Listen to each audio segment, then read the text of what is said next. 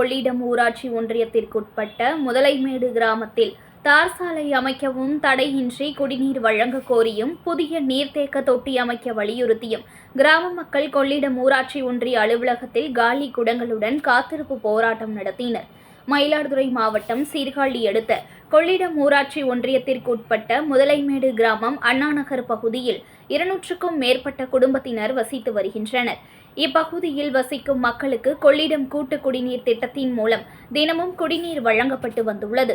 இந்த நிலையில் கடந்த சில நாட்களாக குடிநீர் முறையாக வழங்கப்படாமல் அப்பகுதி மக்கள் கடும் அவதிக்கு உள்ளாகினர்.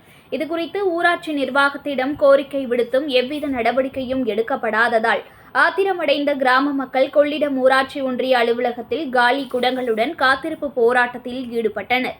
மேலும் அனைவரும் அங்கேயே உணவருந்தி குடிநீர் வழங்க வலியுறுத்தியும் புதிய மேல்நிலை நீர்த்தேக்க தொட்டி அமைக்க கோரியும் கோஷங்களை எழுப்பி தொடர் போராட்டத்தை முன்னெடுத்தனர். தகவல் அறிந்து வந்த கிராம ஊராட்சிகள் வட்டார வளர்ச்சி அலுவலர் உமாசங்கர் போராட்டத்தில் ஈடுபட்ட மக்களிடம் பேச்சுவார்த்தையில் ஈடுபட்டார்.